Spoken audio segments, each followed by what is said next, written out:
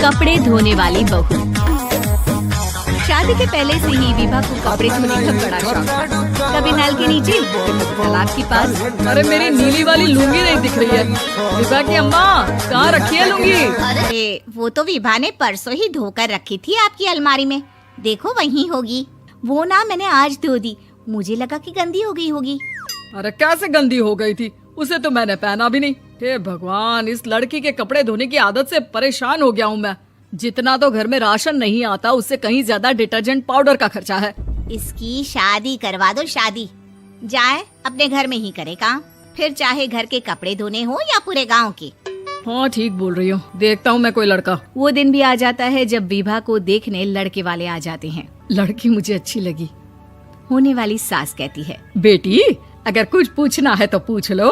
वैसे तो हमारी लड़की बहुत ही शर्मीली है, जो बोल दो वो मान लेती है, इसे क्या पूछना होगा।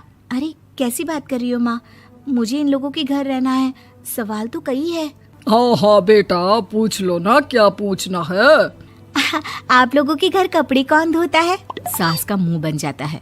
देखो अगर तुम ये कहना चाहती हो कि तुम्हें कपड़े धोने नहीं आते तो सुन लो, कपड़े मैं ही धोती हूँ, लेकिन तुम्हारे आ जाने के बाद मैं रुमाल तक नहीं धोऊंगी।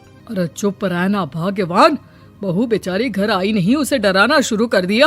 वो क्या है ना बिटिया, अभी तक तो ये कल्लू की माँ ही धोती थी, लेकिन अब तुम्हारे पापा तो दहेज में वॉशिंग मशीन देंगे ही।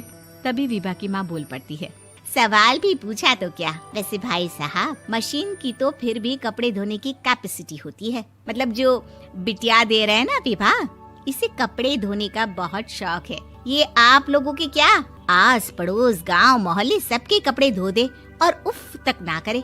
बाहर देखा नहीं आपने कितने कपड़े सूख रहे हैं, सब हमारी बिटिया ने ही तो धोए हैं। बस भी करो ना माँ, शर्म आ रही इतनी तारीफ सुनकर। और तो और एक दाग निकाल कर दिखाओ तो मान जाऊं। हाँ अच्छा अच्छा, माफ करना बेटा, मैंने गलत समझा, हमें तो रिश्ता बहुत पसंद है। और ऐसे जुड़ जाता है रिश्ता कपड़े धोने का शौक रखने वाली विभा का। उसकी शादी हो जाती है कोयला फैक्ट्री में काम करने वाले कल्लू के साथ। शादी के बाद अचानक विभा चिल्लाती हुई सास के पास आती है। सासू माँ, अरे सासू माँ कहाँ है आप? ये तो धोखा है, धोखा दिया आप लोगों ने मुझे। इसे ससुर के चक्कर के बारे में पता चल गया। अरे तो उसमें तुझे क्यों धोखा मिला है? अरे नल में पानी नहीं आता, कपड़े कैसे कब धुलेंगे? अच्छा अच्छा, तू पानी नहीं आ रहा उसकी बात कर रही है। तो आपने क्या सोचा? कुछ नहीं। अच्छा हाँ, तेरी माँ ने कहा था कि कपड़े धोने का शौक है तुझे, याद आया मुझे। शौक शौक बोलकर कपड़े धोने वाले मेरे जुनून को कम ना आके सासू माँ, कपड़ा धोना मेरा गुरूर है। तभी पति भी वहाँ आ जाता है। अभी अभी मैंने इसे सनी देओल की फिल्म दिखाई है, उसी के डायलॉग मार रही है माँ। अच्छा सुन, साफ साफ बता रही हूँ, पानी सुबह 4 से 6 और शाम को 10 से 12 आता है, समझी? विभा टाइमिंग सुनकर हैरान हो जाती है। ये क्या भूतों का मोहल्ला है? सुबह 4 बजे उठकर कौन कपड़े धोता है? 4 बजे टंकी में पानी जाता है, फिर सारा दिन धोना ना, किसने मना किया? अरे कैसी बात कर रही हैं? 200 लीटर की टंकी में कितने कपड़े धो लूंगी मैं, सुबह ही उठ जाऊंगी मैं। अब क्या था, विभा सुबह 4 से लेकर रात के 12 बजे तक कपड़े ही धोती रहती।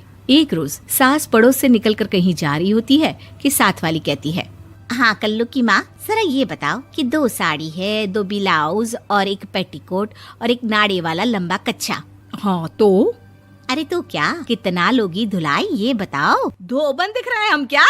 हमारे पति सरकारी नौकरी से अभी अभी रिटायर हुए हैं और बेटा सुपरवाइजर है कोयला फैक्ट्री में। धोबन समझ रखा है हमें? हाय रे कल्लू की अम्मा, माफ कर दो, वो तो मोहल्ले में यही सब बता रहे थे कि तुमने बहू को कपड़ा धुलवाने के काम में लगा दिया है। सास को पड़ोसन की बात सुनकर गुस्सा आ जाता है। वो घर पहुंचती है जहां घर के बाहर ही इतने सारे कपड़े सूख रहे होते हैं जितने कि किसी धोबन के घर पर। अरे ओ कल्लू की दुल्हन, बाहर निकल। माँ जी यहीं आ जाओ, बाथरूम में चादर धो रहे हैं हम। अरे अभी हम धोते हैं, तुमको बाहर निकलो। ये आस पड़ोस वाले बोल रहे हैं कि हम बहू से कपड़े धुलवा कर उसे कपड़ा धोने वाली बना दिए हैं। अरे छोड़ो ना माँ जी, किन लोगों की बातों में आती हो? आस पास के लोगों का तो काम ही होता है कि वो किसी तरह सास बहू को लड़ा दे। बहू सारे घर के कपड़े धोती है, ये क्या कम है? बोलिए।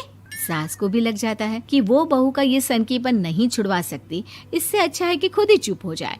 एक रोज सास और बहू मंदिर जाते हैं, जहाँ सास की साड़ी वहाँ खड़ी भीख मांगने वाली से मिलती है। माँ जी क्या बात है, आपकी साड़ी उस भिखारन से कितनी मिल रही है ना? हाँ हाँ देखो तो, दोनों की साड़ी मिल रही है। क्या बात है कल्लू की अम्मा, तुम खुद को तो अफसर की बीवी बताती हो और ऐसी सिंपल सी प्लेन साड़ी पहनकर घूमती हो। सिंपल और प्लेन नहीं है ये साड़ी। तो क्या सोने के धागे से फूल बने हैं?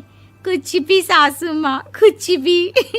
हाँ बने थे इस साड़ी में सोने के धागे से फूल। मेरे पति लेकर आए थे मद्रास से स्पेशली मेरे लिए 10,000 की। ताहे भाई साहब इस भिखारन के लिए भी सेम टू सेम साड़ी लेकर आए होंगे 10,000 की। सास उस वक्त तो कुछ नहीं कहती, लेकिन बहू के साथ घर आती है और अलमारी से एल्बम निकाल कर लाती है। ये साड़ी देख रही है, ये वही साड़ी है जिसे मैंने अभी पहना था।